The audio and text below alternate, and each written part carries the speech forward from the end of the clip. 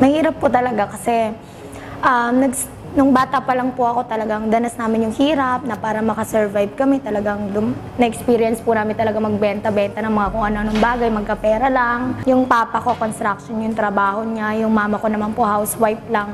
Actually po lumaki po ako sa salitang nakikihingi ng tubig, nakikiigib, nakiki-CR, nakikinood ng TV, sa tita po namin.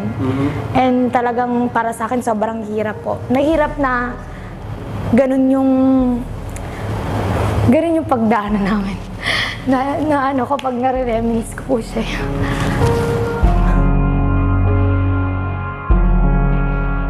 Bawat tao ay may kanya-kanyang pangarap sa buhay.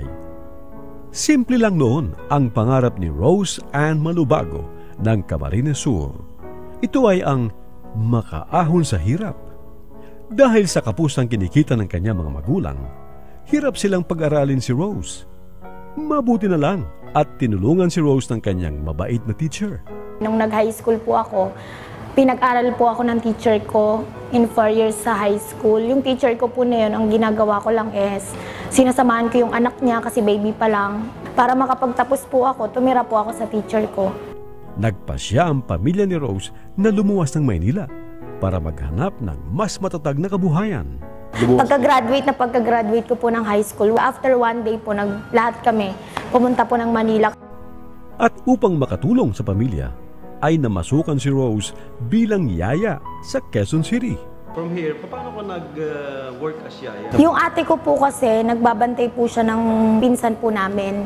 Ang pinasukan ko po yung pagiging yaya. Lagi po ako nagpipray na sana magkaroon ako ng magandang opportunity na pwedeng makatulong sa akin para matulungan ko yung pamilya ko. Paano mo nga pala nakilala Rosa? Through flyers po. Yung kaibigan ko nakakuha ng flyers. So, tinext ako ng kaibigan ko na samahan ko daw siya, mag-a-apply siya. So, ako naman, nagdala din ako ng mga requirements ko kasi baka sakali.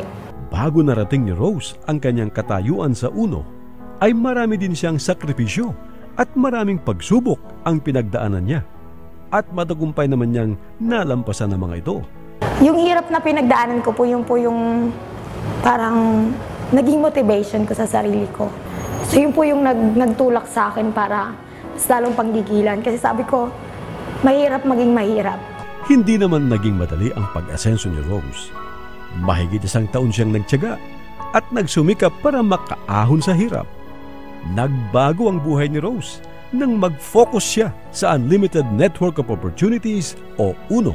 Nung time na binili ko po yung kotse ko, hindi po alam ng papa ko. Anong kotse mo? Chevrolet Optra po. Okay. Kasi po, nung bago ako magkakotse, lagi niyang tinatanong sa akin, asan na yung kotse mo? Lagi mo sinasabi, bibili ka ng kotse, ang tagal-tagal ng kotse mo. Yung time na yun, mga kapatid ko lang po yung alam. Talagang naiyak po sila sa tuwa. Sinabi ko na, pa, ito na yung kotse ko, nakabili na ako. Ayaw po niyang pumasok. Sabi niya po kasi, madumi yung paa niya. Ngayon ay tinatamasa na ni Rose ang bunga ng kanyang pagtsitsaga at pagsisikap. Nakaranas na siya ng kaginhawaan sa buhay. Higit sa lahat, ay nakakatulong pa siya sa kanyang mga magulang at kapatid. Ngayon po, kumbaga, yung mga bagay po na hindi nila na-experience, dati na-experience na po nila ngayon. Kumbaga po yung makapamasyal, makakain sa labas. So talagang malaki na po yung pinagbago. Dahil sa tagumpay ni Rose sa networking business na hatid ng UNO, ay pangmatagalang pagnegosyo pa ang hangad nito. Hanggat nandyan ang UNO, andyan din ako. Siyempre po, una-una nagpapasalamat po ako kay God kasi kung hindi po dahil sa opportunity binigay niya sa UNO, wala naman ako dito. And nagpapasalamat po ako sa BOD, sa Board of Directors po namin. Yun po, siyempre sa family ko na laging nandyan, na sumusuporta sa akin. Nagpapasalamat ako sa inyo kasi nandyan po kayo palagi para gabayan ako. Siyempre po, para din po sa mga karamihan dyan sa labas, nakagaya ko lang din, halos nawala na rin ang pag-asa na pwedeng umasensa sa buhay. Sa totoo lang po, meron pa. Buksan nyo lang po yung mga mata nyo and grab lang po kayo ng mga opportunity na lumalapit sa inyo. Kasi po, yan po yung mga opportunity na binibigay sa atin ni God. Ang kailangan mo lang gawin, i-grab. Totoo nga ang kasabihang, nasa Diyos ang awa, nasa tao ang gawa. Tulad ni Rose Malubago, may pag-asang umasenso ang mga taong nasasadlak sa hirap. Basta't manalig lang sa Panginoon at patuloy na magsikap, tiyak na darating din ang asensong pinapangarap.